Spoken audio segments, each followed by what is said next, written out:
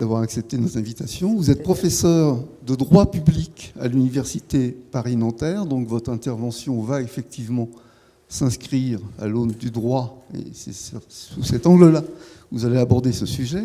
Vous dirigez le Centre de recherche et d'études sur les droits fondamentaux, le CREDOF, et votre mission principale, ou votre activité principale, mais pas la seule, est d'intervenir donc pour alerter sur les risques des mesures d'exception dès lors qu'elles sont intégrées dans le droit commun.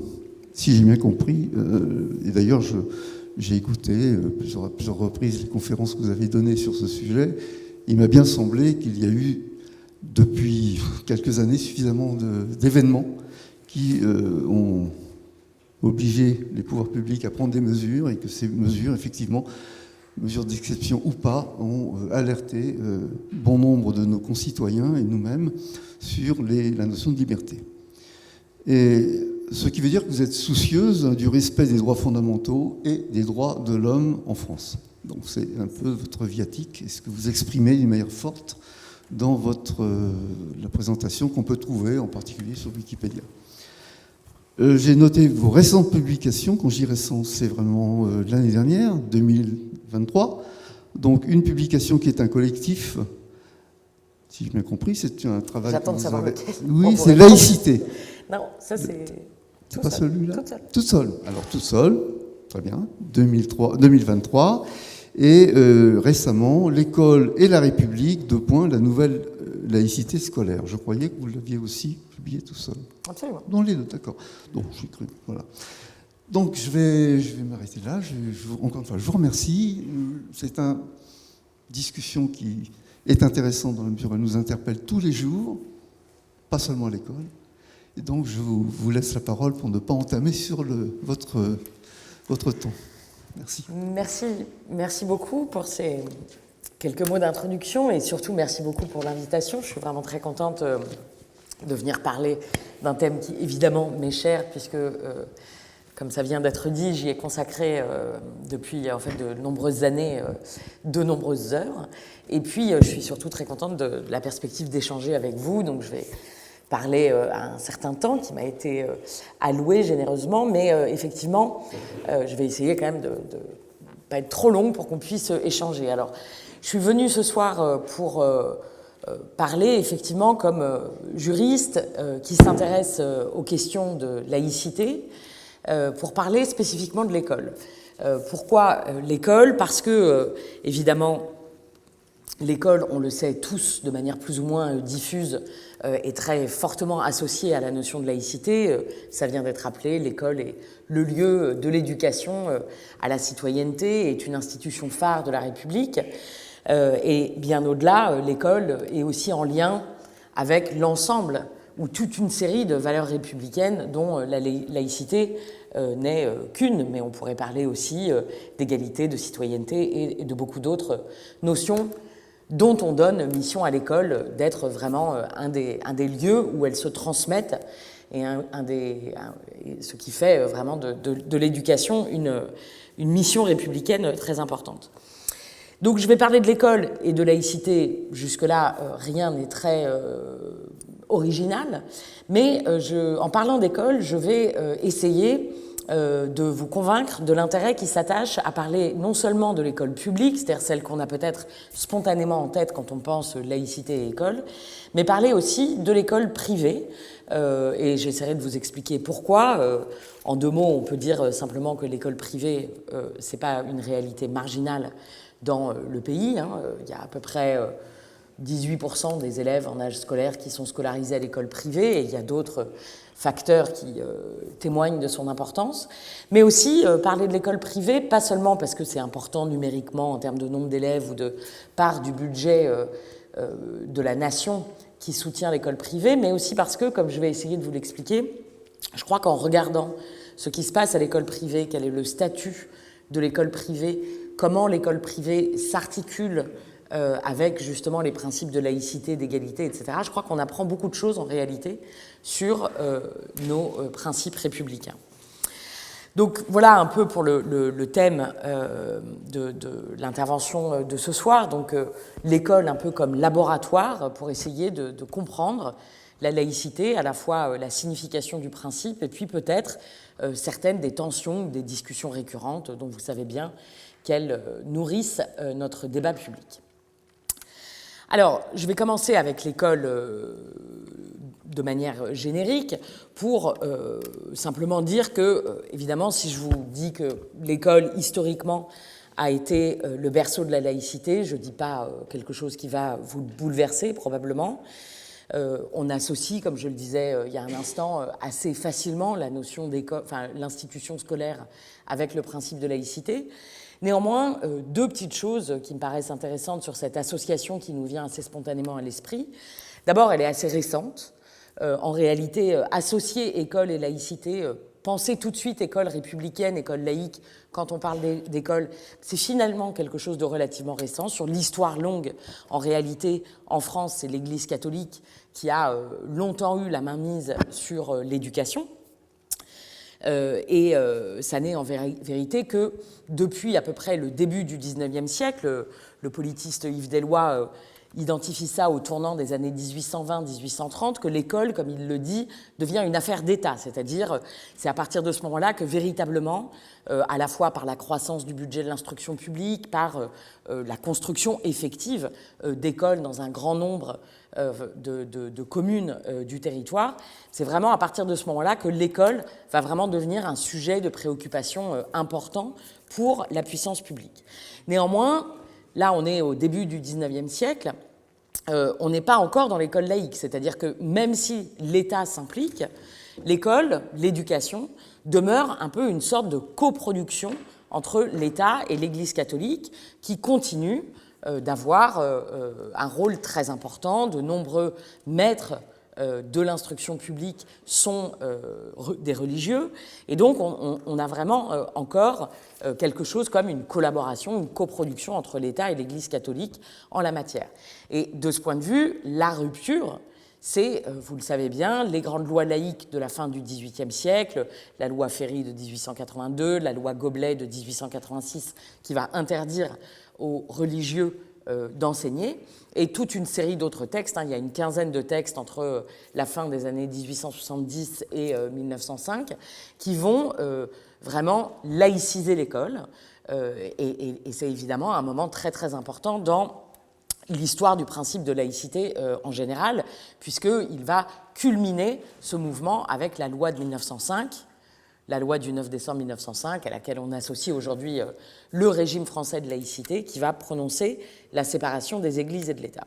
Donc il y a évidemment, à la fin du XIXe siècle, ce moment très important de laïcisation de l'école, mais c'est donc relativement récent, comme je le disais.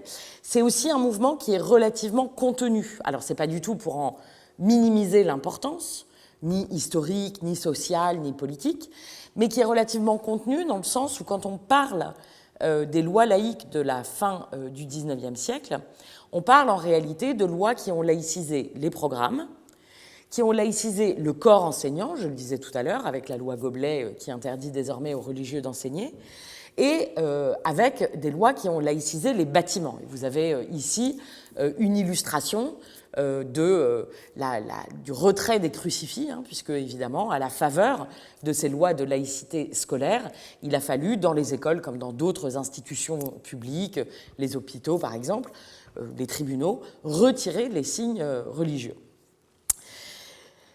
Mais donc c'est un mouvement relativement contenu parce que la laïcité scolaire dont on parle, si on prend appui sur ces lois de la fin du XIXe siècle, c'est vraiment la neutralité des programmes, des enseignants et des bâtiments.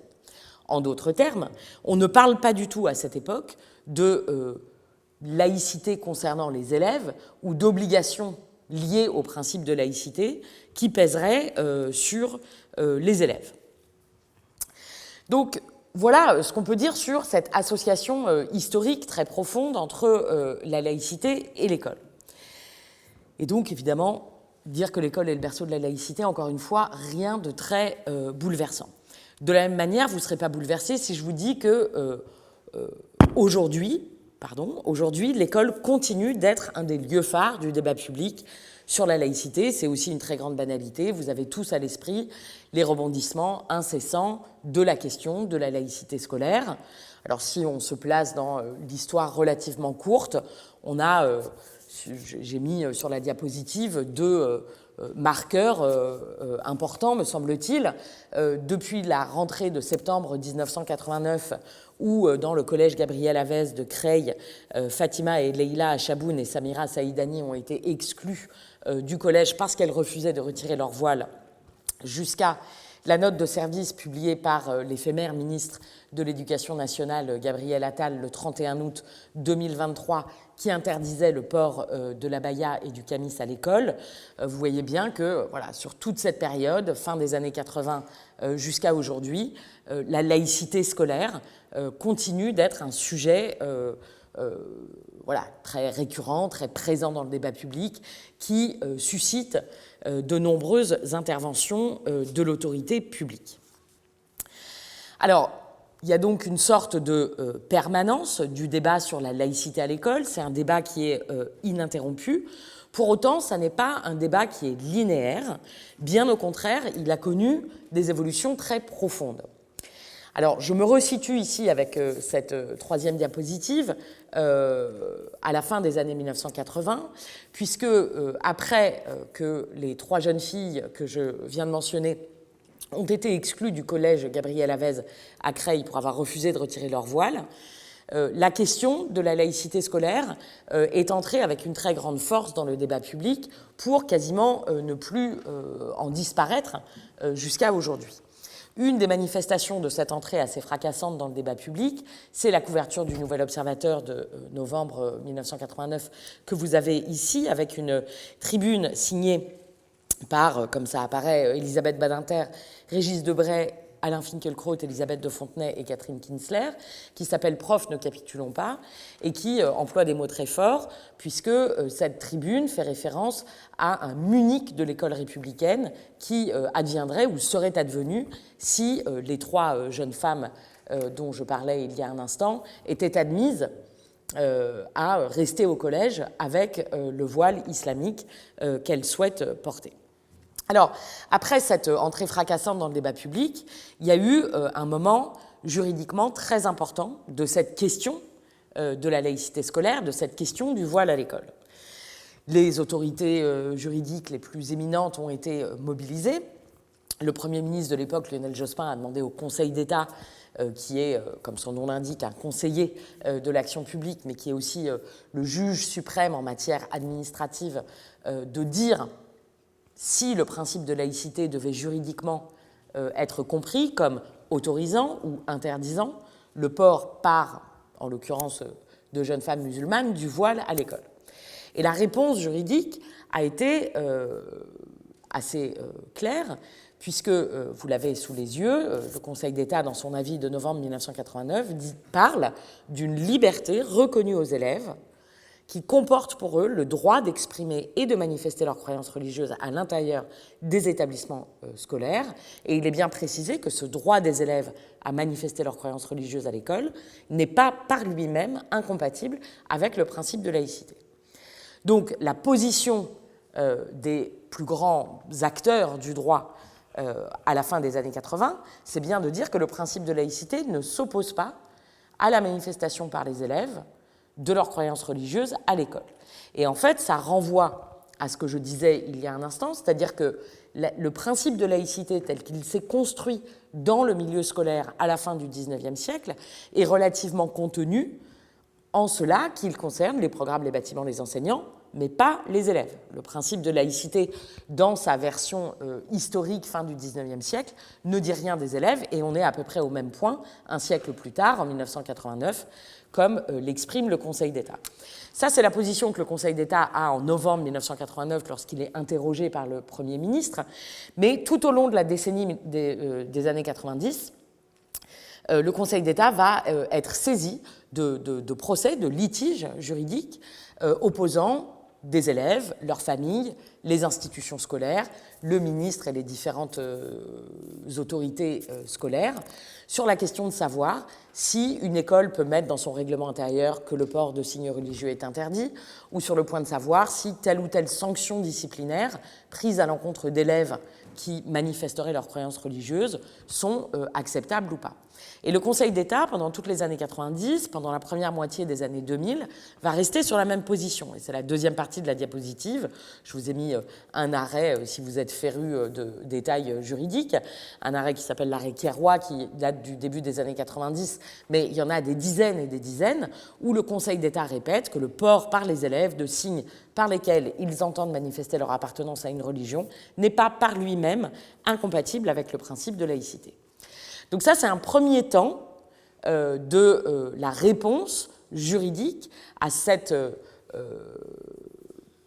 entrée de la question de la laïcité scolaire dans le débat public, c'est de dire que le principe de laïcité ne s'oppose pas au port par les élèves de signes religieux. Alors évidemment, il y a un second temps, puisque vous le savez bien, la situation n'est plus du tout la même, puisque dans le sillage de cette mobilisation qu'on trouve dans le Nouvel Observateur, mais qui va évidemment recevoir un écho dans beaucoup d'autres cercles politiques et sociaux, les mobilisations en vue d'une modification du droit, d'une modification des règles juridiques, vont être incessantes, et elles vont culminer avec la loi du 15 mars 2004, loi que vous connaissez sans en connaître peut-être le texte précis, c'est la loi qui interdit le port par les élèves de signes religieux à l'école. La phrase exacte, vous l'avez sur la diapositive, dans les écoles, les collèges et les lycées publics, le port de signes ou tenues par lesquels les élèves manifestent ostensiblement une appartenance religieuse est interdit. Donc, on pourra revenir, si vous le souhaitez, dans tout le parcours qui a jalonné l'écart entre les positions initiales du Conseil d'État à la fin des années 80 et la loi de 2004. Il y a de très nombreuses mobilisations, des rapports officiels, des commissions d'experts, etc., qui sont mobilisées.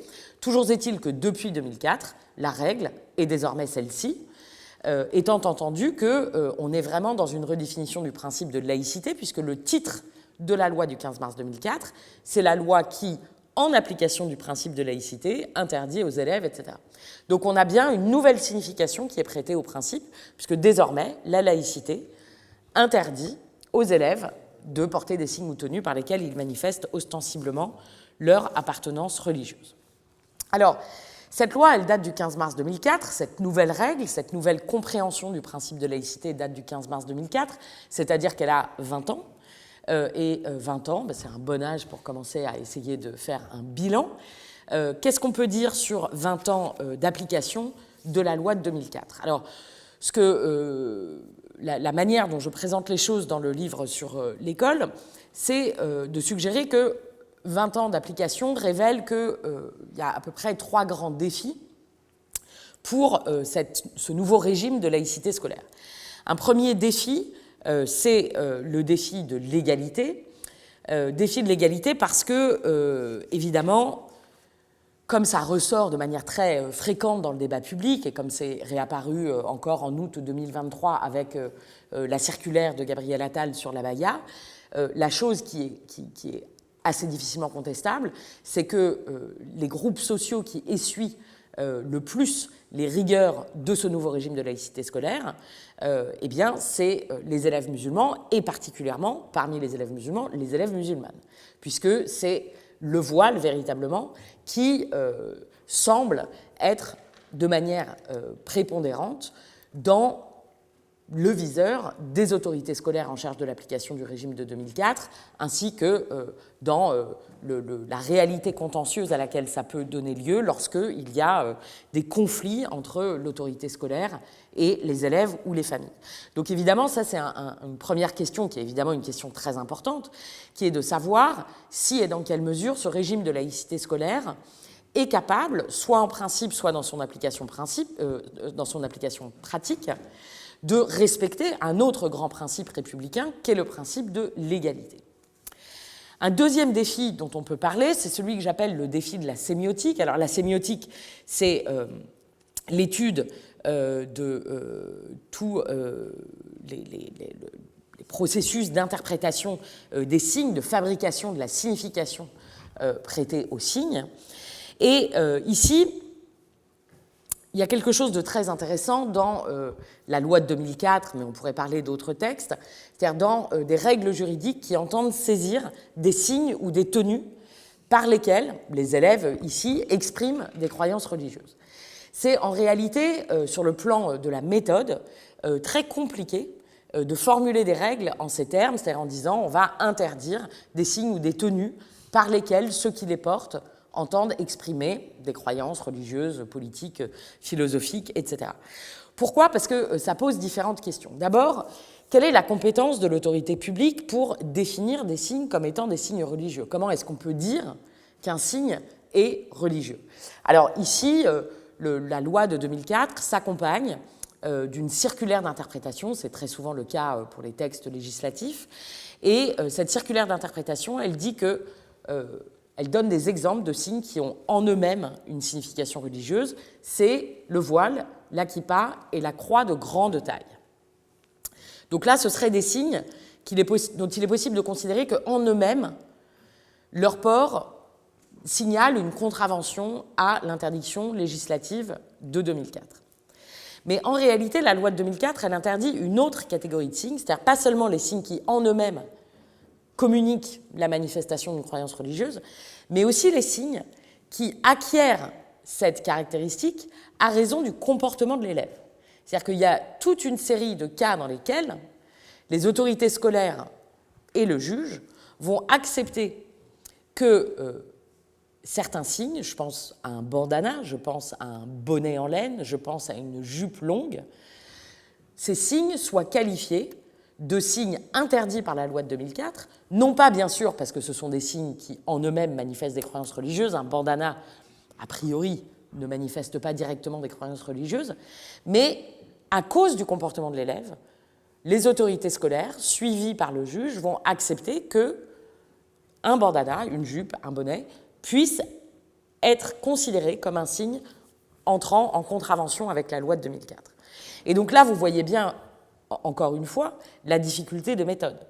Parce que comment exactement s'assurer, et c'est évidemment un enjeu très important sur le plan juridique, si on veut que tous les élèves de l'école publique soient traités de manière égalitaire, par exemple, comment s'assurer qu'il n'y a pas d'arbitraire, d'inégalité, d'évaluation discordante entre telle et telle école, entre tel et tel élève, et sur la base de quels critères ? Comment contrôler les critères qui font que le bandana de tel élève va être interprété par les autorités scolaires comme la manifestation ostensible d'une appartenance religieuse, tandis que le bandana de tel autre élève ne recevra pas cette qualification.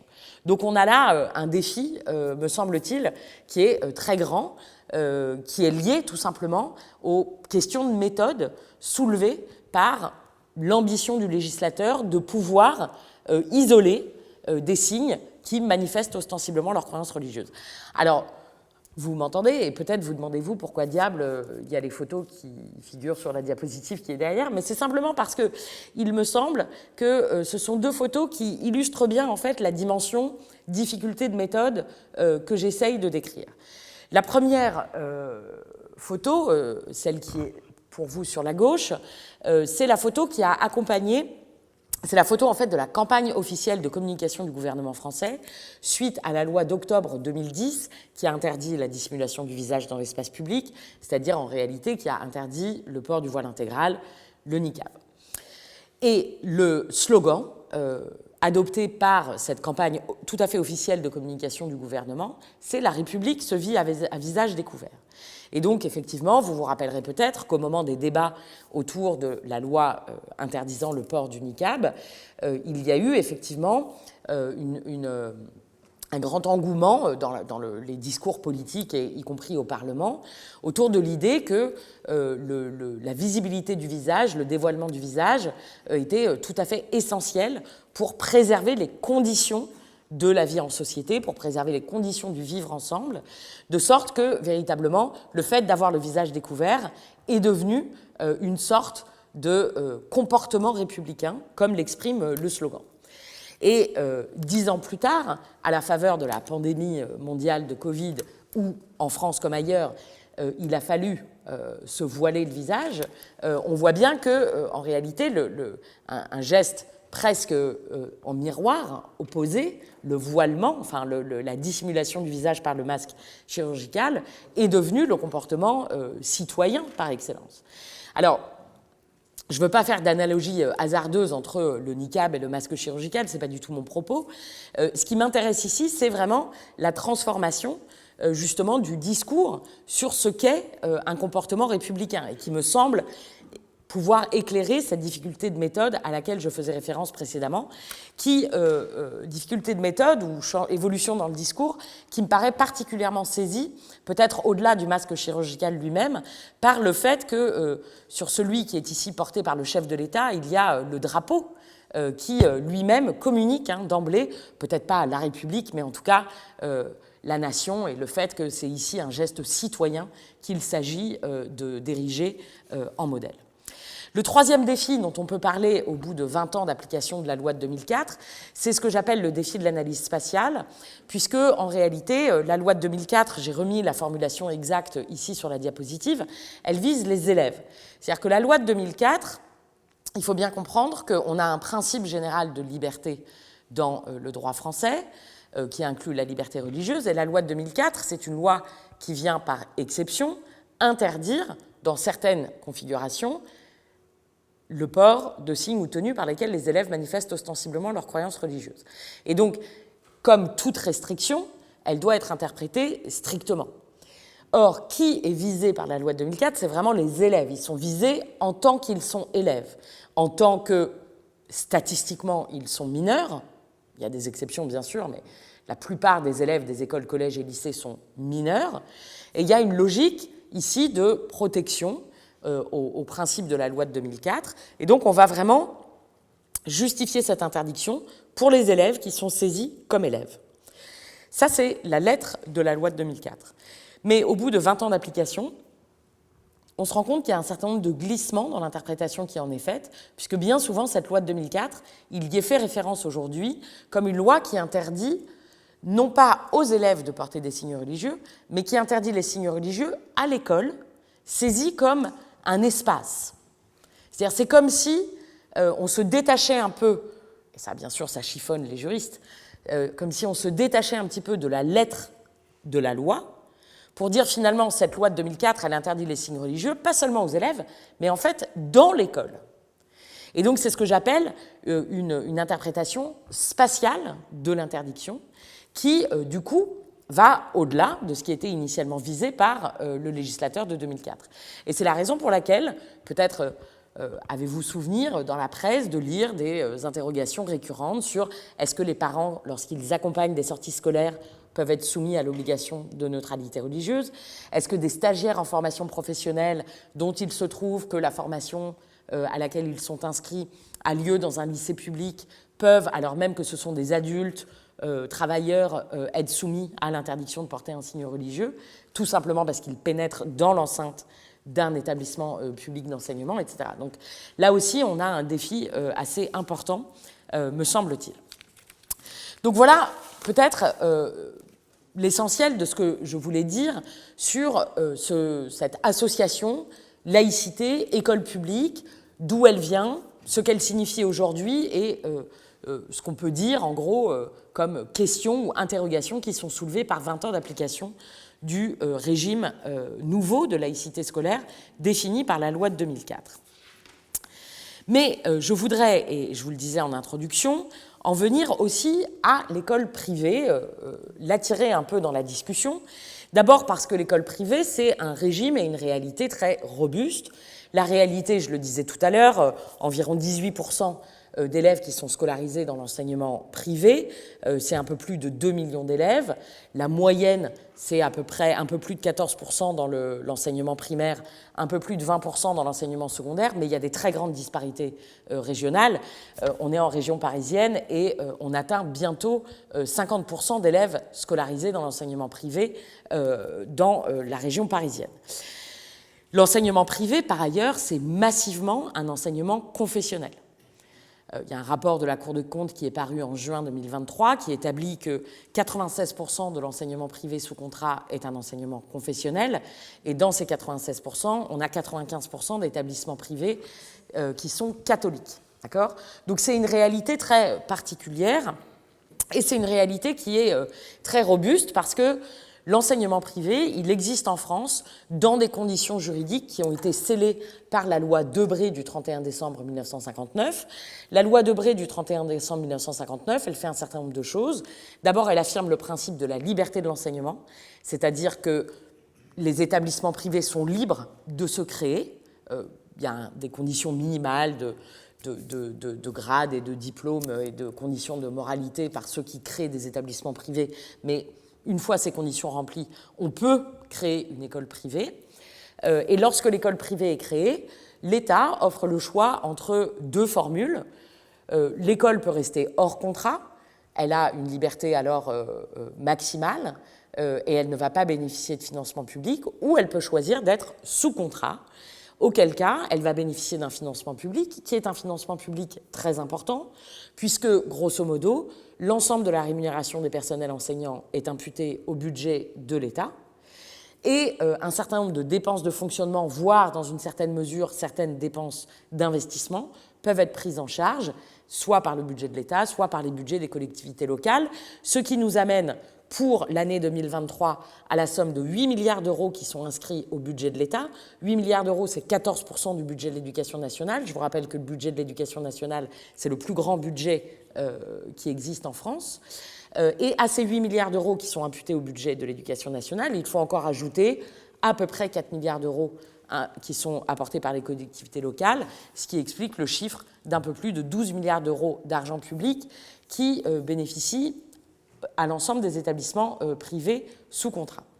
Donc vous voyez que c'est une réalité qui est quand même très robuste. Alors cette loi Debré qui en 1959 offre la liberté de l'enseignement et la possibilité de souscrire un contrat et donc un financement public aux établissements privés, elle a bien sûr suscité une grande protestation des forces laïques en France. Et le Comité national d'action laïque, notamment, avait, au moment du vote de la loi Debré, initié une pétition et des mobilisations très importantes. Ces mobilisations, elles vont continuer pendant les années 60, pendant les années 70, encore au début des années 80, parce que ce qui est très frappant, c'est que pendant toute cette période, des années 60 aux années 80, quand on parle de laïcité, on parle vraiment de la question de la liberté de l'enseignement. On parle vraiment des modalités d'articulation entre l'État, la puissance publique, l'école publique et les établissements privés. Parler de laïcité à ce moment-là, ça veut essentiellement dire parler de la question scolaire, parler de la liberté de l'enseignement. Et ça, c'est vrai jusqu'en 1984, c'est les images que vous avez derrière moi. 1984, vous le savez, c'est l'arrivée de la gauche au pouvoir. C'est le président Mitterrand qui demande à son ministre de l'Éducation nationale, Alain Savary, de préparer un grand projet qui reviendrait sur la loi Debré. Ce grand projet, c'est le SPULEN, le service public unifié et laïque de l'éducation nationale, qui aurait eu pour objet d'intégrer les établissements privés dans un grand service public en disant puisque vous avez tant de financement public, vous êtes le service public de l'éducation nationale, mais si vous êtes le service public de l'éducation nationale pleinement intégré, alors vous êtes laïque. Et ce SPULEN suscite des protestations colossales avec des très grandes manifestations qui vont aboutir à l'abandon du projet. Donc 1984, le projet Savary est abandonné et donc on va rester, en fait c'est là la vraie victoire, l'enracinement de la loi Debré, c'est 1984, lorsque le projet Savary, qui est la première grande tentative des forces laïques de revenir sur ce régime qui paraîtrait favorable à l'enseignement privé confessionnel, échoue. Et ce qui est intéressant, c'est qu'on est là en 1984. On est donc 5 ans avant l'affaire de Creil, septembre 1989, l'exclusion des jeunes filles du collège Gabriel Havez à Creil. Et c'est un moment de bascule très important, puisque, comme je vous le disais, jusqu'en 1984, le mot laïcité dans le débat public, il sert essentiellement à parler de la question scolaire, entendu comme liberté de l'enseignement, régime de l'enseignement privé. À partir de 1989, le mot de laïcité dans le débat public ne va plus du tout désigner ça, il va désigner tout autre chose, il va désigner la question du port par les élèves de signes religieux à l'école, et il va surtout désigner la question du voile. Alors ça me semble être un élément très important et qui permet de comprendre que c'est intéressant de parler aussi d'école privée quand on parle de laïcité et d'école. Il me semble que l'école privée, c'est vraiment un point d'observation privilégié, non seulement de ces transformations du sens prêté à la laïcité, mais aussi de ce que ces transformations vont invisibiliser. Et je voudrais en venir à une idée que je développe dans le livre sur l'école et la République, c'est que fondamentalement, la loi Debré, le régime juridique de l'enseignement privé, on peut le lire comme un régime d'accommodement de la religion, et historiquement de la religion catholique, au cœur de l'ordre constitutionnel français. Et cette clé de lecture que je propose, elle est un peu paradoxale ou un peu provocatrice, à propos d'un régime constitutionnel, le régime constitutionnel français, qui s'enorgueillit précisément d'avoir façonné un ordre juridique présenté comme opposé à et supérieur à toute idée d'accommodement de la religion. Donc on a ce discours de célébration très commun de la tradition constitutionnelle et politique française qui est de dire vraiment la laïcité, c'est pas d'accommodement de la religion, pas d'adaptation à la réalité religieuse, etc. Et il me semble, à contrario, qu'on peut lire le régime juridique de l'enseignement privé comme reposant pleinement comme constituant un exemple vraiment très parlant d'accommodement consenti à la religion, pourtant au cœur de l'ordre constitutionnel laïque. Alors j'en donnerai 3 illustrations. Pourquoi est-ce qu'on peut lire le régime de l'enseignement privé comme un régime d'accommodement ?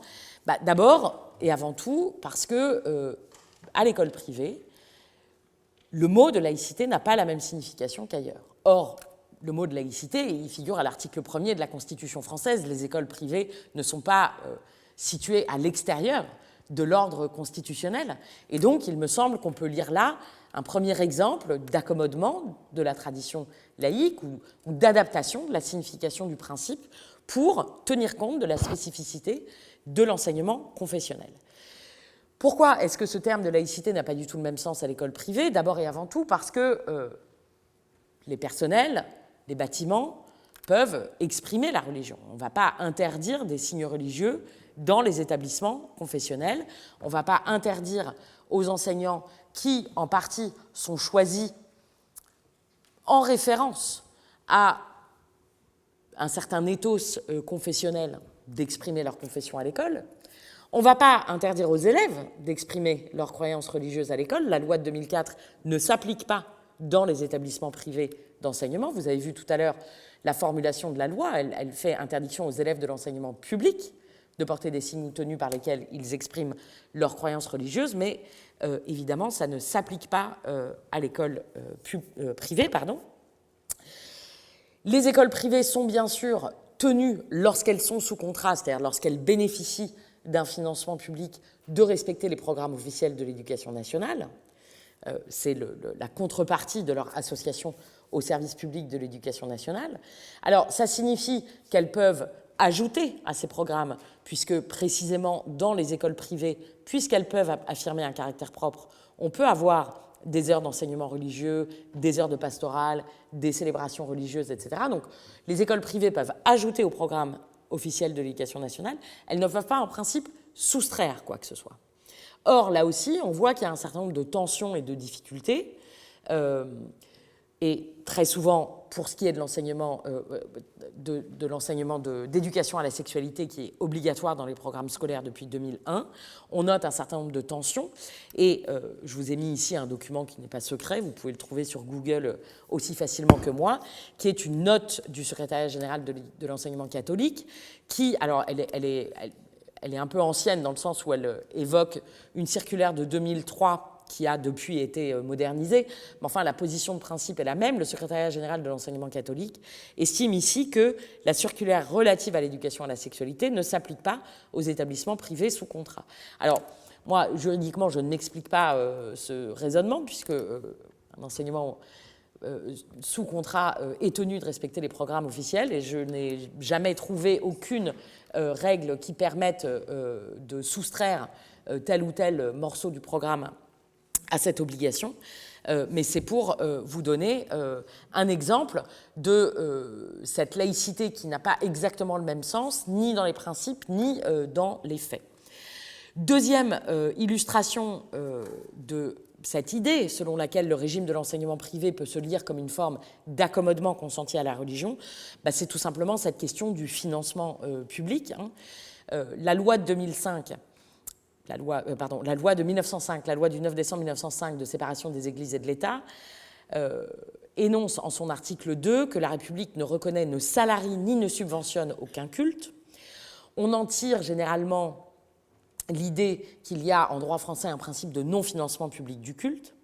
Alors, à vrai dire, c'est un principe qui connaît de nombreuses exceptions, il n'est pas absolu.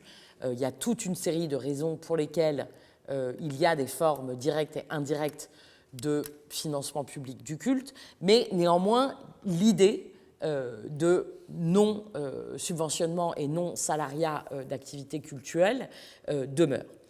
Face à cette idée, les volumes dont je parlais tout à l'heure, c'est-à-dire 8 milliards d'euros au budget de l'État, 14% du budget de l'éducation nationale, 12 milliards d'euros si on compte les financements consentis par les collectivités locales pour l'enseignement privé, on n'est plus véritablement dans une exception à un principe, on est véritablement en fait dans un autre principe, me semble-t-il. Donc cette importance du financement public, elle mérite d'être soulignée. Et ça me semble, je pourrais en dire davantage, mais ça me semble également être une illustration importante. Troisième illustration de cette clé de lecture du régime de l'enseignement privé comme accommodement de la religion, c'est la spécificité des règles de droit du travail. C'est très intéressant de se pencher sur le droit du travail parce qu'en France, justement, parce qu'il y a ce récit commun sur la tradition constitutionnelle et politique qui entend dire que, justement, au nom de la laïcité, on ne fait pas d'adaptation à la religion, il y a une spécificité du droit français par rapport à ce qu'on va rencontrer, par exemple, en Allemagne ou en Angleterre ou en Italie. C'est quand le droit du travail français, a priori, ne connaît pas la catégorie de ce qu'on appelle les entreprises de tendance. Qu'est-ce que c'est les entreprises de tendance ? Ce sont des entreprises ou des organisations qui sont fondées sur un certain ethos et auquel on va reconnaître qu'il est légitime qu'elle privilégie dans le recrutement, par exemple, des employés qui sont loyaux par rapport à cet ethos. D'accord ? Donc ça va être, en Allemagne, il y a beaucoup d'organisations religieuses qui possèdent par exemple des hôpitaux. La question se pose de manière récurrente de savoir si et dans quelle mesure tel ou tel recrutement dans un hôpital qui appartient à une organisation religieuse peut privilégier le fait que le médecin, le chargé de communication, que sais-je, soit de la même confession que l'organisation.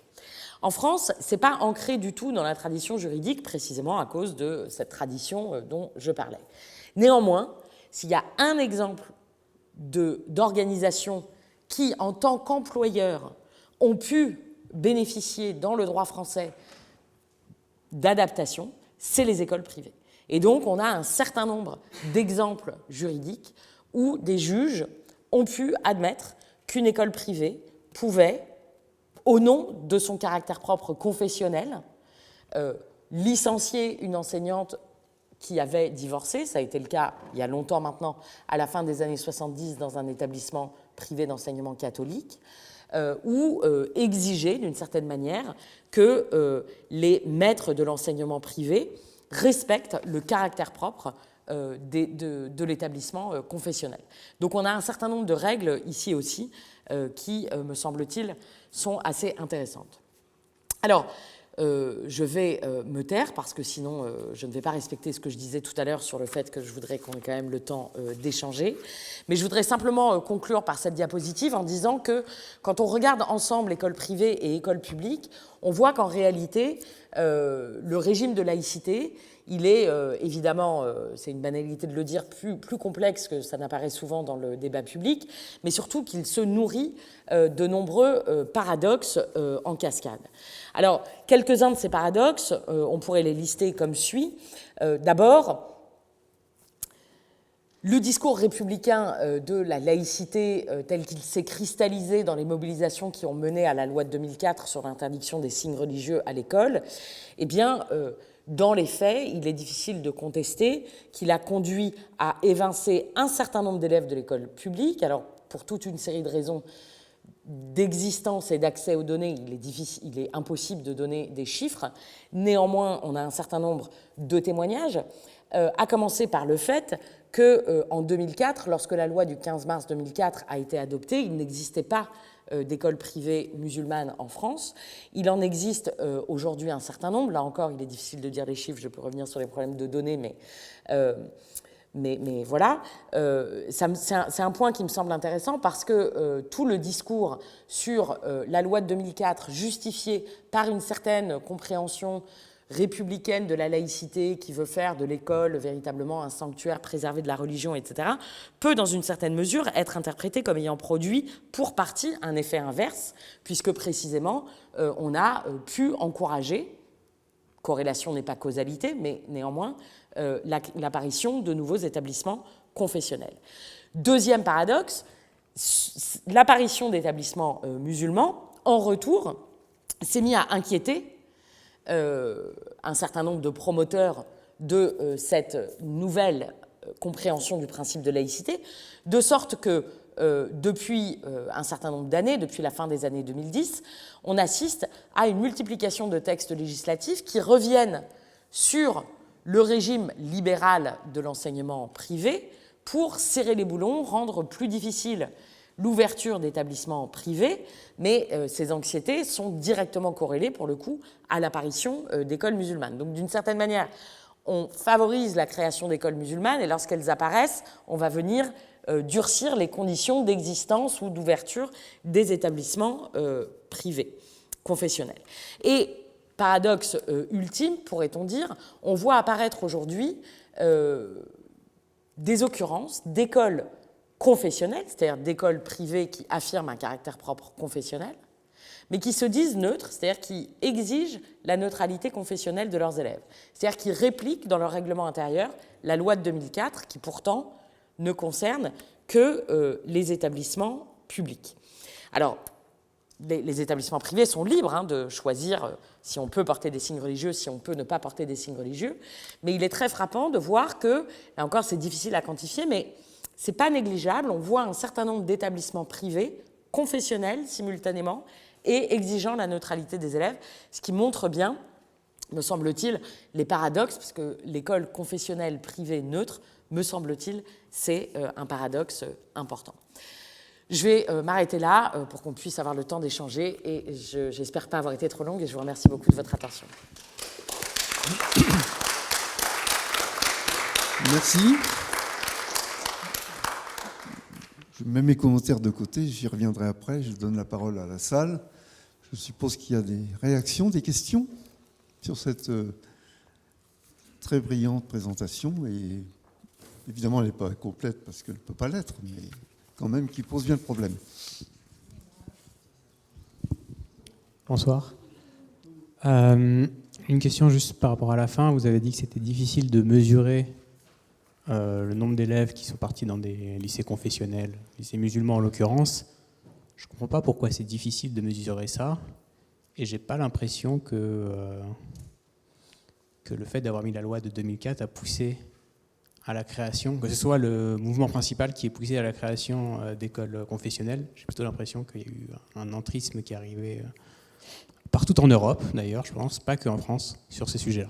Voilà.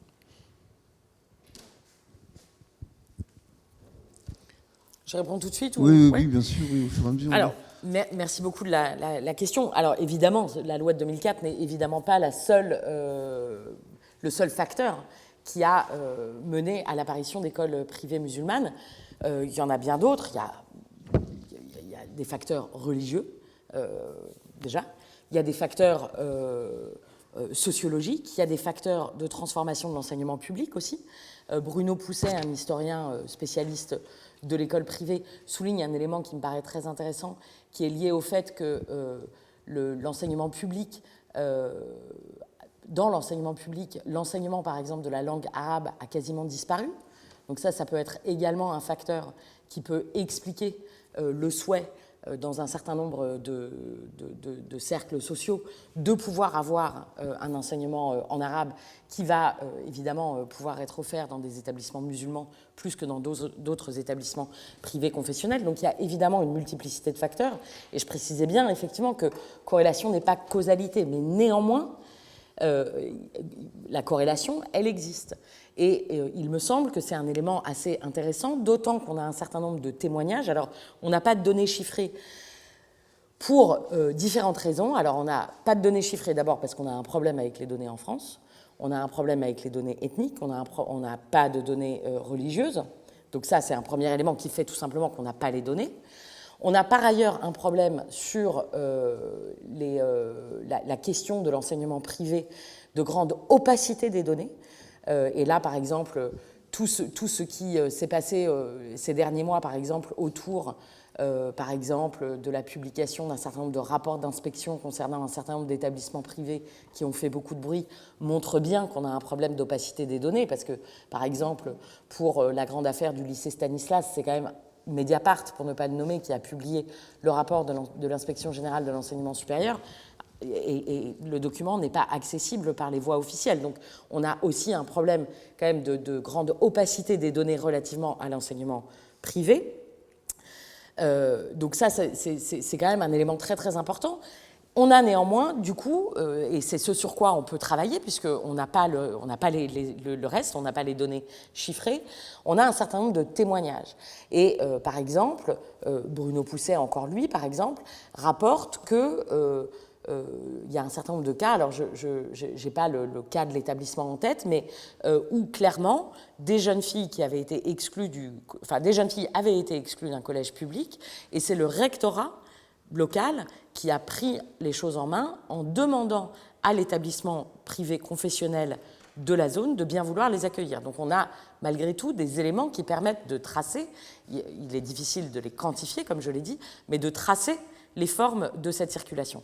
Et le témoignage de Bruno Pousset n'est pas le seul, puisque, par exemple, il y a un certain nombre d'établissements privés musulmans, par exemple, qui, dans le récit institutionnel qu'ils produisent sur eux-mêmes, font ce récit-là. Disent, voilà, l'établissement a été créé, c'est le cas, par exemple, d'un lycée lillois, l'établissement a été créé après le renvoi de tel nombre de jeunes filles musulmanes de l'enseignement public. Donc voilà quelques éléments. Je ne prétends pas que ça soit une réponse pleinement satisfaisante pour toutes les raisons que j'ai dites, mais c'est un certain nombre d'éléments avec lesquels on travaille. D'accord. Moi, j'aurais une remarque à faire, parce qu'il m'a semblé que dans plusieurs fois, vous avez presque fait une présentation ahistorique. C'est-à-dire, vous parlez de 1989, en parlant de Creil, mais 1989, c'est aussi la fatwa contre Salman Rushdie. Et pas un moment, vous n'avez prononcé le mot de l'islam politique durant votre présentation. Et moi, j'ai quand même le sentiment que le social existe, les lois ne tombent pas du ciel comme ça, indépendamment de ce qui se passe dans la société. Donc 1905 et 2004, il y a quand même des grandes différences. Vous l'avez dit, 1905 s'adresse aux institutions, 2004 aux personnes. Mais quelles personnes ? Il s'agit quand même de mineurs, on est à l'école. Il s'agit quand même de ça. On peut se poser la question, est-ce que la liberté de conscience d'un enfant de 10 à 13 ans doit être traitée de la même manière que celle de ces femmes qui veulent absolument rentrer dans l'espace public en abaya? Alors vous avez aussi parlé des signes. Moi, je ne suis pas de naïveté quand même quand je vois la raison pour laquelle le président Macron porte un signe. Ça me semble être très différent des raisons pour lesquelles les femmes portent un voile. Et il me semble quand même que c'est difficile d'oublier que le voile est surtout est devenu l'étendard de l'islam politique. Alors bien sûr, les lois dont vous avez parlé peuvent être considérées comme liberticides, mais toute loi, à mon avis, est liberticide. J'aimerais bien que vous m'en citiez qui ne le soit pas, y compris la nécessité de porter de porter une ceinture quand on conduit sa voiture. Enfin, ça, c'est bon, c'est un exemple rapide. Voilà, donc voilà le genre de réflexion que votre présentation a suscité. C'est qu'effectivement, nous sommes dans une société où l'islam, pas l'islam de la majorité des musulmans, mais l'islam politique, même si elle est minoritaire, elle est grave. Il y a eu des attentats, il y a eu énormément d'attentats dont vous ne parlez pas. Et voilà, qu'est-ce qu'on fait par rapport à ça? Même si les choses sont difficiles et compliquées, ou bien vous me dites que les lois sont binaires et on est impuissant parce qu'effectivement il y a énormément de circonstances qu'on saura traiter, auquel cas, bon, c'est bien regrettable, mais c'est la réalité. La réalité est complexe et ça n'exonère pas de faire des lois. Voilà. C'est mes remarques et j'aimerais bien que vous pouviez répondre à quelques-unes. Mais bien sûr, bien sûr. Alors, effectivement, j'ai pas parlé de Salman Rushdie, j'ai pas parlé d'islam politique. Il y a énormément de choses. En fait, la liste de toutes les choses dont j'ai pas parlé est évidemment beaucoup plus longue que la liste des choses dont j'ai parlé. Mais une des raisons pour lesquelles j'en ai pas parlé ici et aujourd'hui, c'est que pour le coup, les points très importants que vous évoquez, ce sont les points qui sont omniprésents dans le débat public sur la laïcité. D'accord ? Donc, précisément, j'essaye précisément d'essayer de parler un petit peu d'autre chose. C'est-à-dire que sans cesse, on justifie les évolutions contemporaines de la signification prêtée à la laïcité dans le débat public et y compris les évolutions juridiques par la nécessité de lutter contre l'islam politique. Et on va parler effectivement des attentats qu'on peut effectivement faire remonter à la fatwa contre Salman Rushdie, etc. Donc, moi, effectivement, j'ai souhaité parler un peu d'autre chose. Alors, ça ne veut pas dire que je méconnais ce contexte dans lequel toutes ces évolutions ont lieu.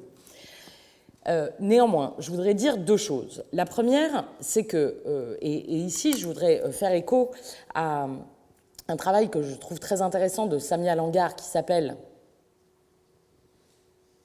Islam et école, ou quelque chose comme ça, un ouvrage qui est paru récemment, où elle replace précisément toute cette manière de parler de la laïcité aujourd'hui dans le débat public dans l'histoire plus longue de la question de l'intégration des populations musulmanes en France. Et elle met en parallèle les mots d'ordre qu'on pouvait entendre dans la marche des beurs autour des questions de l'intégration, notamment des populations en provenance de pays où la religion musulmane est prégnante, qui, au début des années 80, étaient des mots d'ordre de droits humains, d'intégration, de citoyenneté. Et elle ne méconnaît pas du tout le fait que la tonalité politique qui se donne à voir, ça ne veut pas dire qu'elle est représentative ou qu'elle est absolue, mais la tonalité politique de ce qui se donne à voir de certains mouvements liés à l'islam aujourd'hui est une tonalité bien différente qui va peut-être exacerber plutôt l'identité, la confession, etc. Et elle interroge sur les raisons pour lesquelles il y a eu effectivement, elle documente de manière sociologique, pour une part, un repli sur des identités confessionnelles, un repli sur des communautés religieuses, etc. Mais ce qui est intéressant, c'est de se poser la question de savoir pourquoi il y a eu cette transformation. Pourquoi est-ce qu'en 83, la marche des beurs demande les droits, l'intégration, la citoyenneté, et pourquoi est-ce qu'aujourd'hui, il y a, au moins en partie, plus de revendications identitaires, de replis communautaires, etc. Alors, moi, je ne suis pas sociologue des religions, hein. Il y a évidemment des mouvements internes aux religions. Moi, pour la part qui m'intéresse, en venant de l'analyse du droit des politiques publiques qu'il sert, c'est aussi d'interroger justement la part de la politique publique là-dedans. Et est-ce que, dans quelle mesure, il y a un manquement à la promesse républicaine, à la demande d'intégration, qui peut être documentée, y compris par les textes sur la laïcité, qui peut expliquer cette transformation. Alors, et ça me paraît quand même quelque chose de très important, avant que de parler de l'islam politique, ou avant, a fortiori, de parler du terrorisme. Non pas, évidemment, que le terrorisme n'est pas important, non pas qu'il n'a pas bouleversé nos communautés politiques et mis à l'épreuve les cadres dans lesquels nous sommes, mais, et c'est la deuxième chose que je voulais répondre, il me paraît très important de comprendre que quand on change la signification des principes juridiques, on les change pour tous. Alors, la difficulté dans les moments contemporains qui, tout en se défendant toujours de faire l'amalgame, je ne dis pas du tout que c'est votre cas, mais c'est le cas très souvent dans le discours politique, de dire on ne va pas faire d'amalgame entre islam et terrorisme, enfin néanmoins on est quand même bien obligé de voter cette nouvelle loi sur la laïcité parce qu'il y a eu les attentats.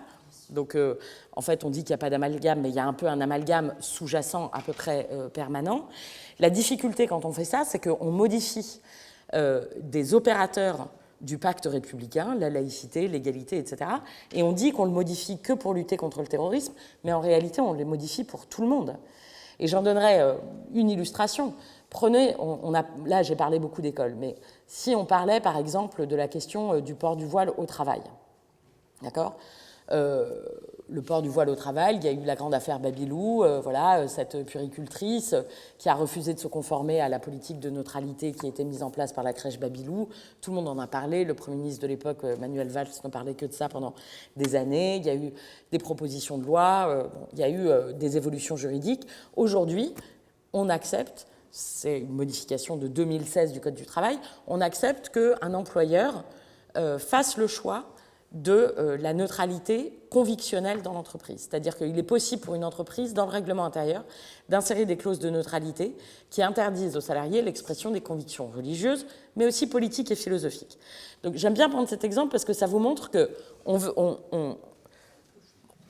y a une chose qui est dans le viseur, c'est alors vraiment le voile au travail, et puis à l'arrivée, la loi elle est modifiée, pas seulement pour empêcher le voile au travail, mais pour permettre aux employeurs de restreindre l'expression convictionnelle, c'est-à-dire y compris religieuse et politique et philosophique. Donc il y a un effet, en fait, ce que j'essaye de dire là, c'est que quand on traduit des projets politiques dans les termes juridiques, c'est toujours une opération périlleuse, parce qu'il y a des effets de cliquet, quoi. Et donc, quand on redéfinit la laïcité, on ne peut pas dire « Tiens, je vais redéfinir la laïcité que pour l'islam politique » ou « Je vais redéfinir la laïcité que pour lutter contre le terrorisme ».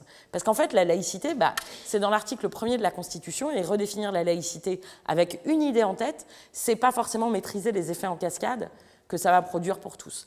Et donc, voilà, c'est un peu l'exemple du voile au travail. On veut interdire le voile au travail et on interdit les signes politiques et philosophiques. Oui. Oui, je n'avais pas l'intention de prendre la parole parce que Stéphanie Vaucher fait partie des 5 ou 6 auteurs qui fondent ma conception de la laïcité. Donc, ce n'est pas du tout à partir de son exposé, mais de votre intervention. Je vais citer quelques faits.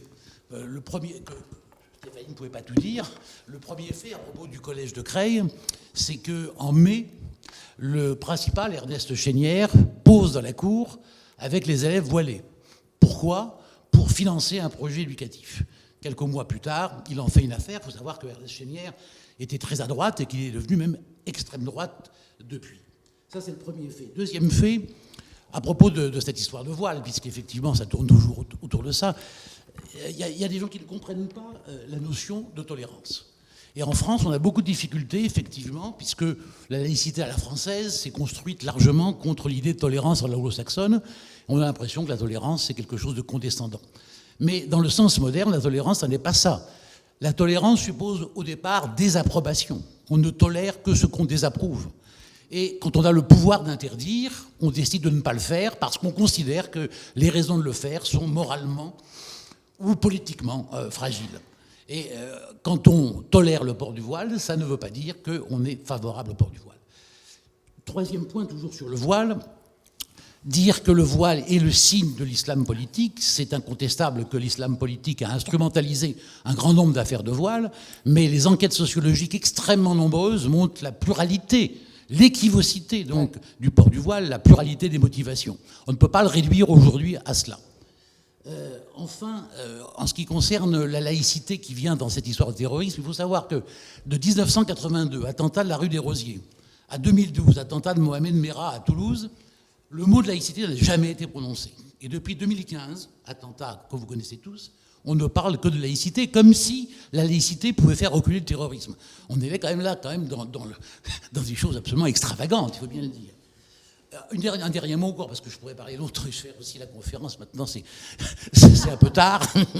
Mais loi liberticide, non, bien entendu. Quand j'enseignais, je montrais à mes étudiants mon bras, et je disais, voyez, mon bras, il est limité au niveau de ces mouvements. Hein. Donc les os, c'est les lois. Les lois me limitent. Mais sans mes os, je n'ai pas de mouvement. Donc la loi est libératrice le plus souvent. Voilà, merci.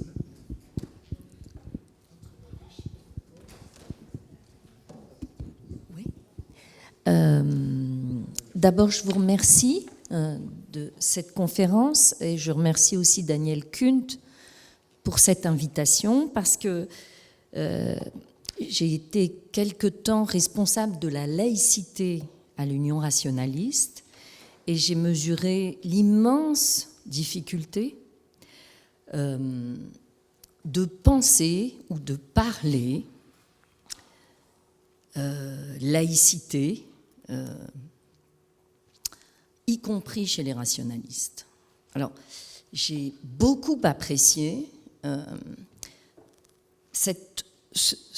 l'effort que vous avez fait et qui est tout le sens de votre travail pour remettre en perspective historique ce que sont les principes de la laïcité et ce qu'ils sont devenus et quelle, au fond, instrumentalisation politique de la laïcité ou du principe de la laïcité on fait. Voilà. Alors dire cela aujourd'hui, hein, c'est un crime de lèse-majesté, c'est un crime politique et c'est vouloir resituer les choses conceptuellement, historiquement, philosophiquement ou juridiquement. Ça passe aujourd'hui comme un soutien à l'islam politique. Et j'essaye de m'insurger contre cela, mais j'ai une petite question naïve, c'est dans quel état de terreur, de fureur, d'incompréhension on est arrivé à propos de la laïcité pour que les tensions soient telles.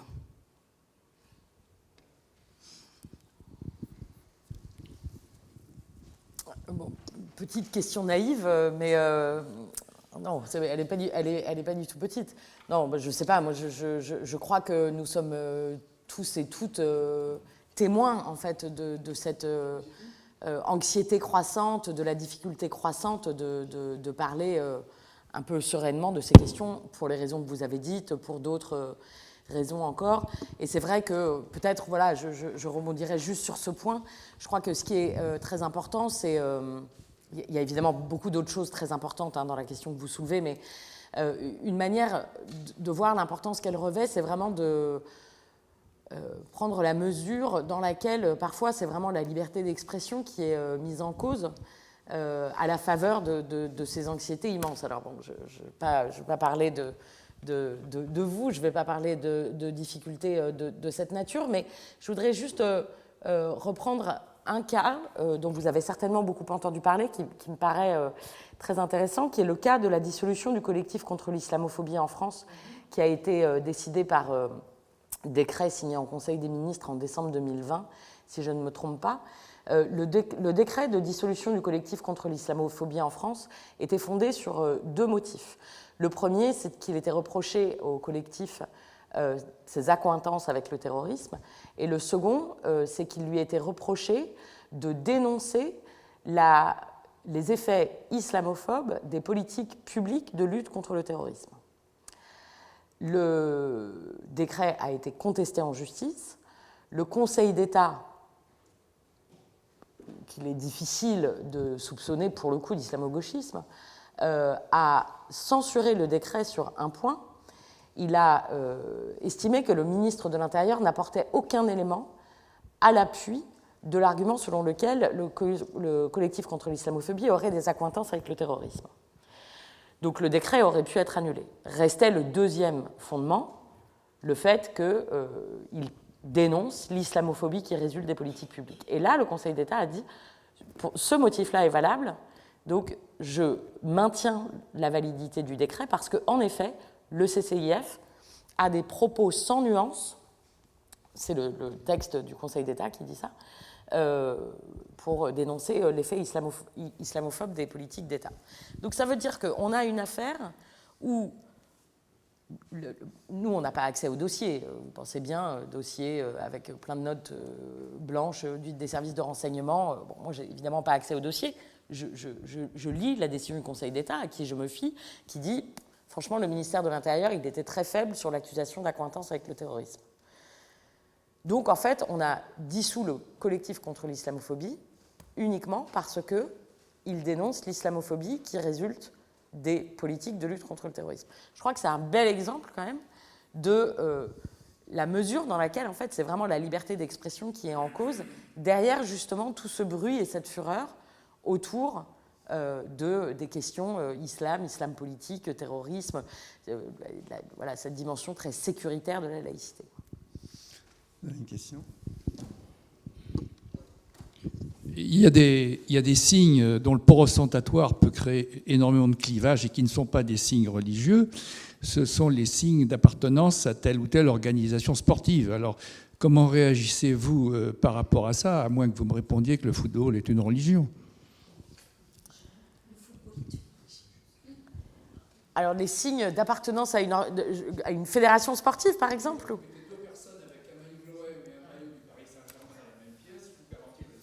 Oui.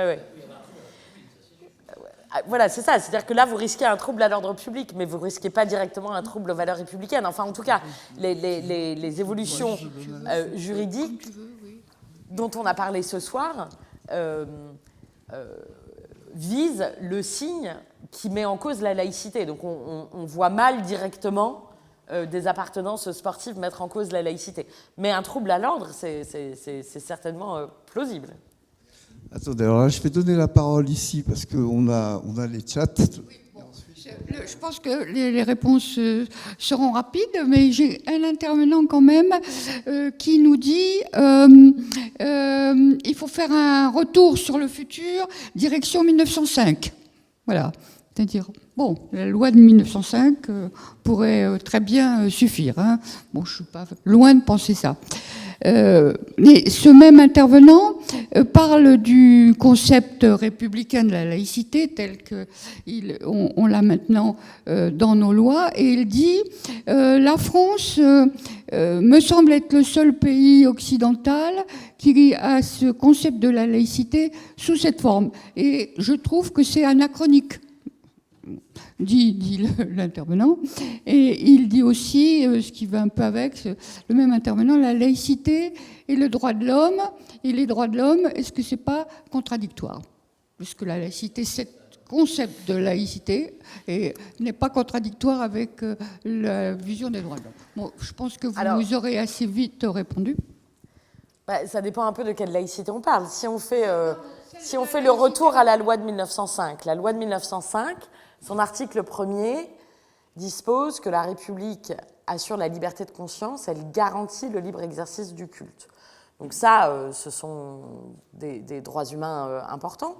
Ce n'est pas contraire aux droits de l'homme. En revanche, il est vrai que dans un des multiples rapports qui ont pour partie mené à l'adoption de la loi de 2004 interdisant aux élèves le droit de porter des signes religieux, et je pense en particulier au rapport de François Baroin, qui s'appelait « Pour une nouvelle laïcité », il revendiquait explicitement la nécessité d'avoir de ce qu'il appelait une nouvelle laïcité, et il revendiquait explicitement que cette laïcité serait en quelque sorte, comme il dit, contraire aux droits de l'homme. Donc effectivement, il y a une tradition. C'est-à-dire, on peut lire le texte de 1905 comme étant un principe de laïcité qui englobe les droits humains, en tout cas la liberté de conscience et la liberté de culte. Et on peut en effet s'interroger sur la mesure dans laquelle des itérations plus contemporaines, des articulations plus contemporaines du principe de laïcité, effectivement, sont plus en délicatesse avec certains aspects de la liberté religieuse.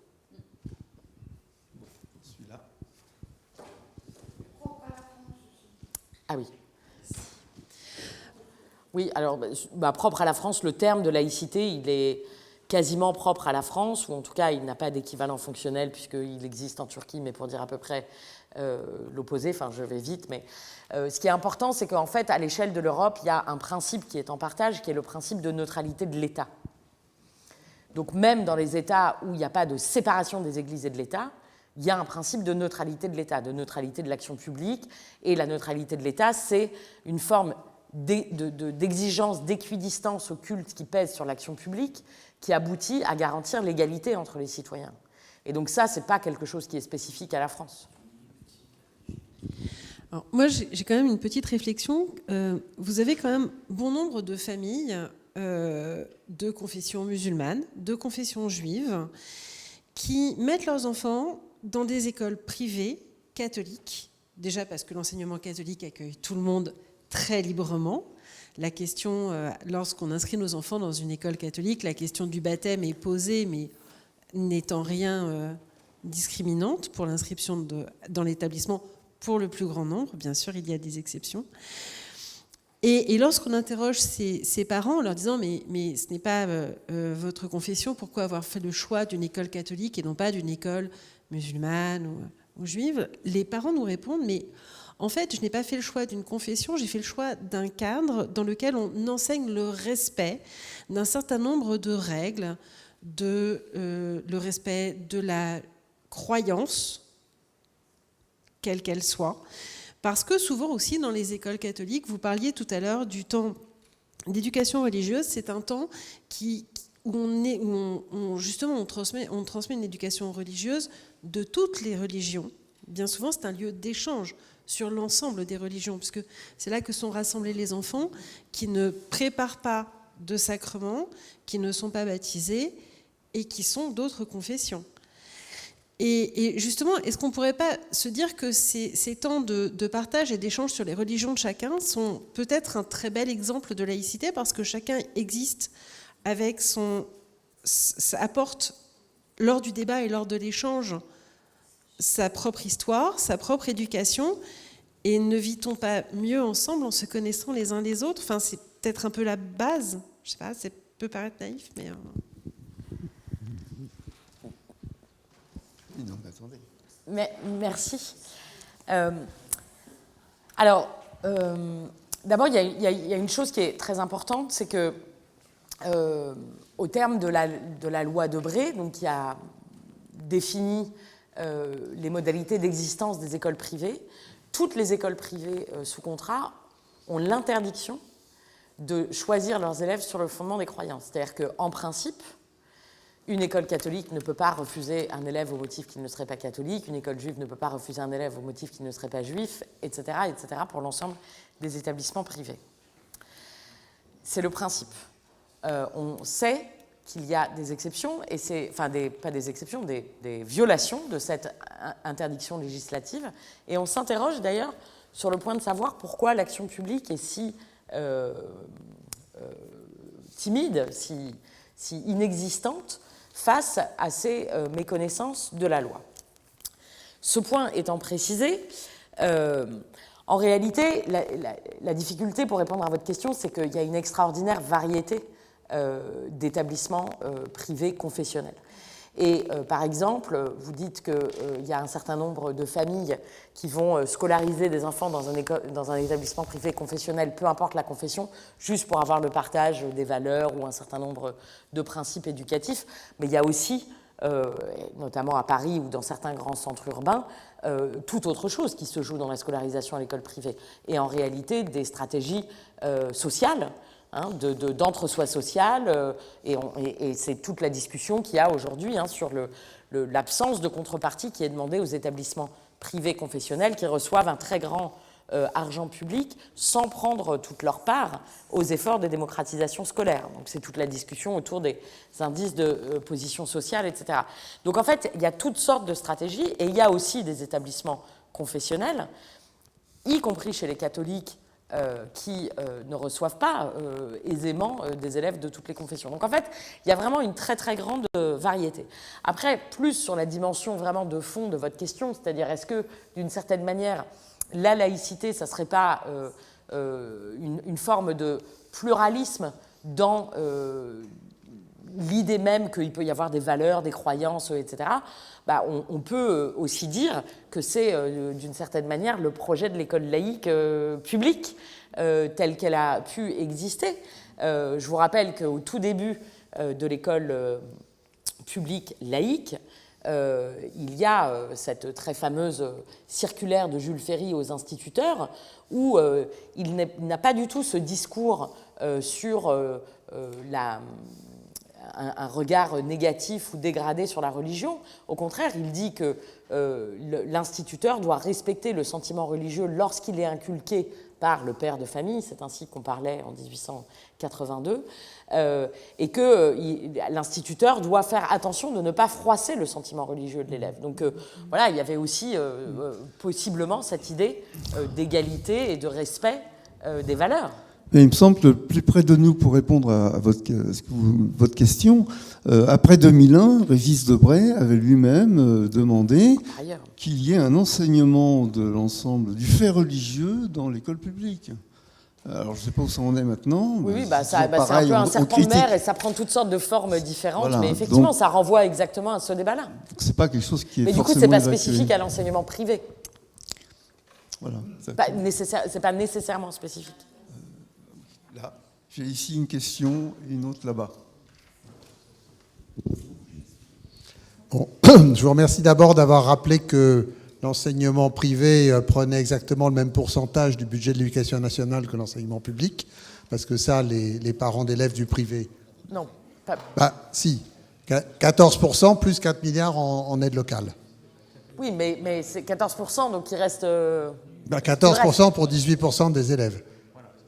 Et 4 milliards d'aide locale en plus. Non, et puis je voulais aussi rappeler que le décrochage des crucifix c'est intervenu à Montréal en 2019, quand en France c'était 1882, donc on n'est pas si mal sur tout. Non, la chose où je voulais avoir votre impression, c'est sur la République à visage découvert, quand on tolère et qu'on laisse prospérer Internet et les réseaux qui, eux, ne sont pas à visage découvert. Parce que c'est tout de même une grosse bascule qu'on a au XXIe siècle, c'est que les jeunes se disent « mais pourquoi visage découvert ?» quand ils travaillent sous pseudo. C'est une analogie intéressante entre le visage découvert et l'anonymat des réseaux sociaux. Bon, moi, je suis navrée, je ne suis pas vraiment capable de vous répondre, parce qu'alors vraiment, cette question de la liberté d'expression sur les réseaux, ce n'est pas une question sur laquelle j'ai travaillé, mais je trouve l'analogie, je vois très bien l'analogie que vous faites, je la trouve intéressante. Mais je suis vraiment navrée, mais je n'ai pas d'éléments de réponse.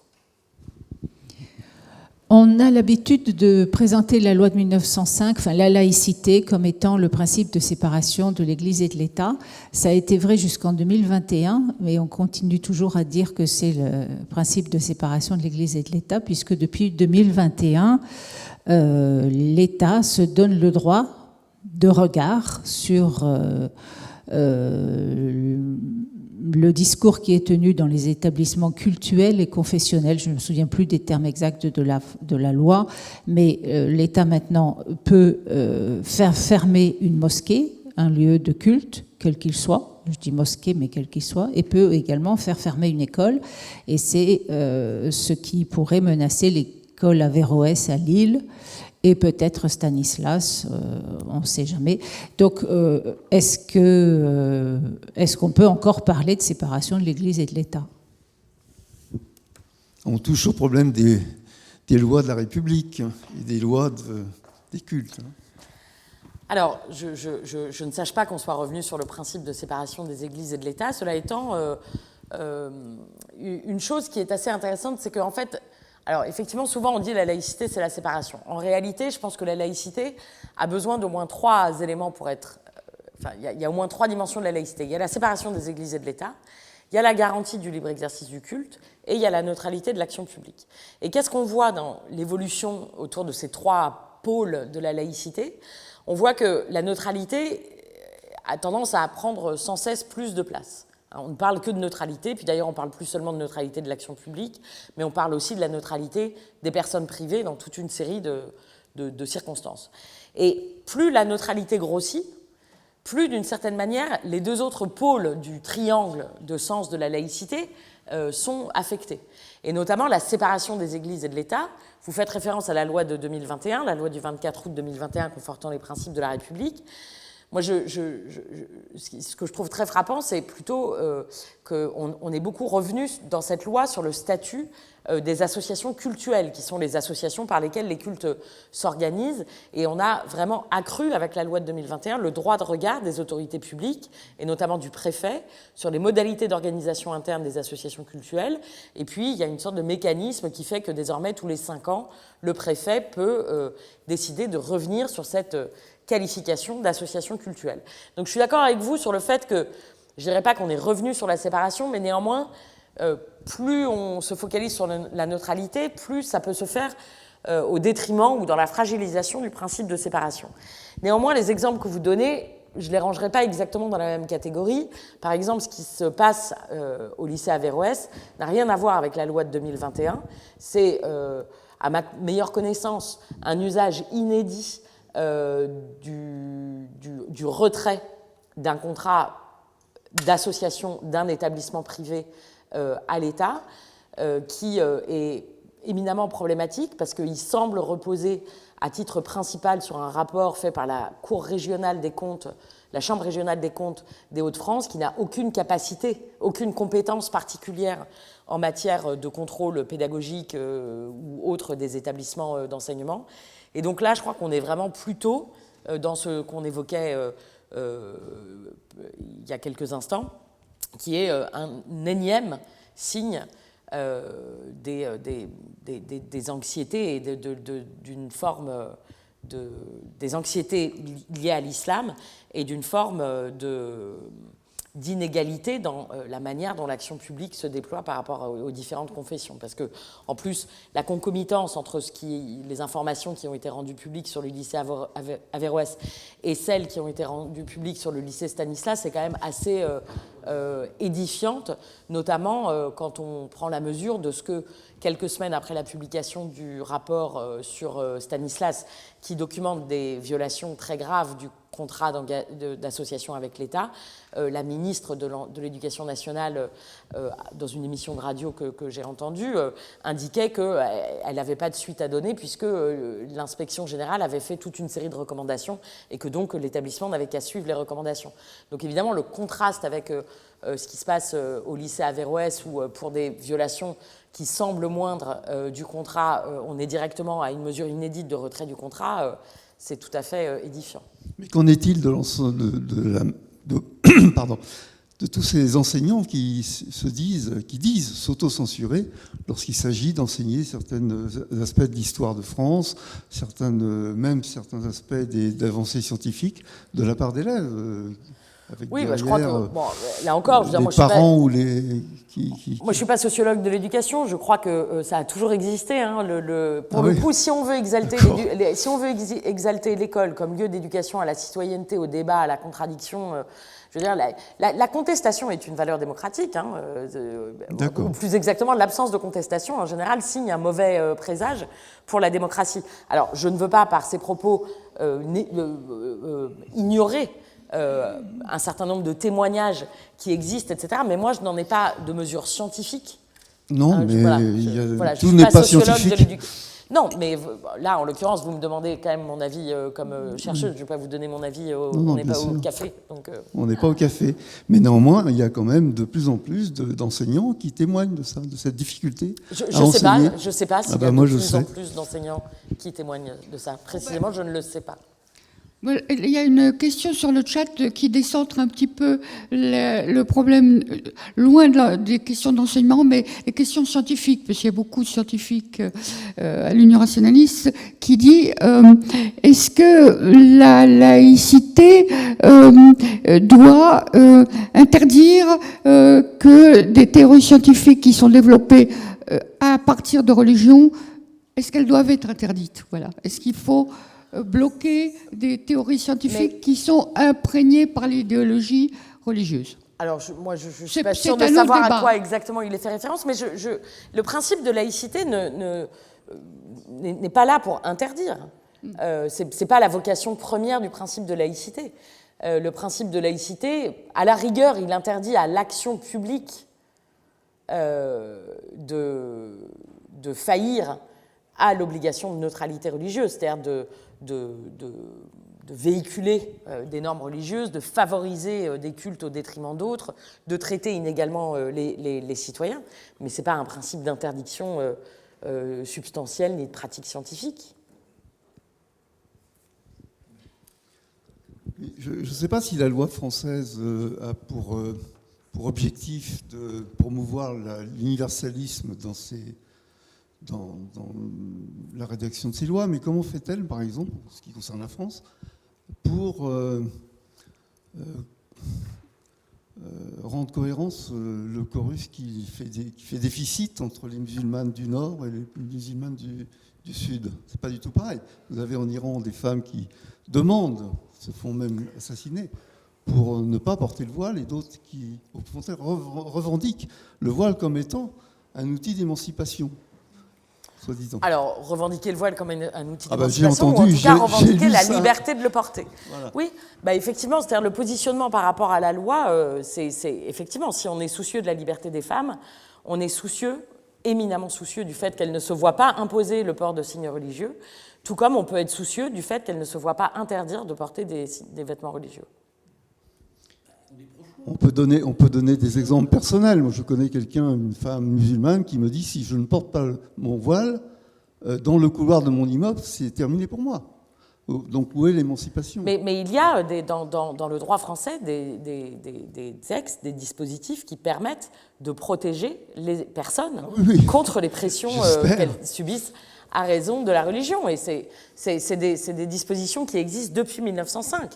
Il y a la police des cultes, c'est les articles 30 et 31 et suivants de la loi de 1905, qui permettent absolument de protéger les individus contre les pressions qu'elles subiraient à raison de leur religion. Il y a même des amendes sévères. Oui. Je ne dis pas que c'est facile à pratiquer, mais la loi est là. Je reviens peut-être une nouvelle fois. Alors là, je change de casquette. Je prends la casquette qui a été la mienne pendant 40 ans, c'est professeur de lycée. Voilà. J'ai pendant 40 ans enseigné dans des lycées publics. Il me semble, à vous entendre, que la question de la laïcité, si elle fait l'objet de tant de polémiques, de tensions, comme on l'a dit tout à l'heure, c'est qu'elle recouvre systématiquement, il me semble, d'autres questions. En entendant Madame tout à l'heure, je pensais à la concurrence des deux écoles dans le lieu où j'ai enseigné pendant 17 ans, à Antony. La concurrence entre le lycée Descartes d'Antony, où j'ai exercé longuement, et puis Sainte-Marie d'Antony. Voilà. Et je faisais passer le baccalauréat à Sainte-Marie. J'étais éblouie par l'état des locaux par rapport à ceux du lycée Descartes où j'ai enseigné 17 ans. Et sur l'inégalité sociale, culturelle, économique des deux lieux, je peux témoigner. Et cela pour dire à Madame tout à l'heure, pourquoi ne mettons pas en avant d'abord la question sociale, la question économique, plutôt que de se cacher derrière... Oui, merci.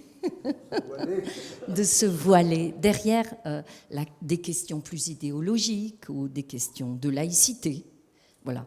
Et il me semble que là, on tient quelque chose de fondamental. Le culturel, le social, l'économique sont prédominants dans ces questions-là. Voilà. Et la laïcité me semble un voile, c'est une très belle formule, pour masquer toutes ces réalités. Même les hélicoptères se tombent par terre à cause de quand le ciel est voilé. Je crois que Madame voudrait rebondir. Oui, mais alors rapide parce que c'est la dernière. Je ferai brièvement. J'entends extrêmement bien ce que vous dites. Mes enfants sont dans le privé. C'est un choix que j'ai fait pour des raisons confessionnelles. Je l'assume et je le dis clairement. Économiquement, c'est un sacrifice énorme. Mais il se trouve que lorsque je n'ai plus réussi à payer la scolarité de mes enfants dans le privé, je n'ai eu qu'à le dire et on m'a exonéré de payer la scolarité.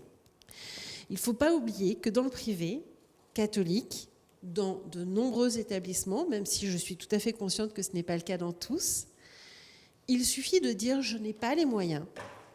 Et il y a un fonds pour que tous les enfants, quel que soit leur statut socio-économique, puissent accéder à l'enseignement, justement dans des locaux qui sont magnifiques, effectivement, et où bien souvent les enseignants manquants sont remplacés dans les 24 heures. Je vous le concède, ce sont des conditions luxueuses. Mais voilà, l'économie n'est pas toujours le premier des critères. Merci. Je crois que maintenant il est l'heure de... Malheureusement, on aurait pu encore continuer, parce que je crois que c'est très riche. Je voudrais juste, avant de terminer, annoncer la prochaine carte blanche, 18 juin prochain, qui sera donnée par François Héran, qui est professeur au Collège de France et président de l'Union rationaliste.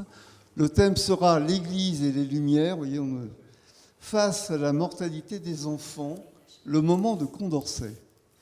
Il y aura un résumé d'ailleurs sur le site. Vous pouvez commencer à vous inscrire dès demain. La réservation se fait sur le très beau site de l'Institut d'astrophysique de Paris, que je remercie encore une fois. Et pour terminer, d'abord je vous remercie d'être venu et de votre présentation. Et je voudrais vous donner le mot de la fin, si vous avez quelque chose à ajouter pour terminer. Non, merci beaucoup pour un échange très, très riche et merci de votre accueil.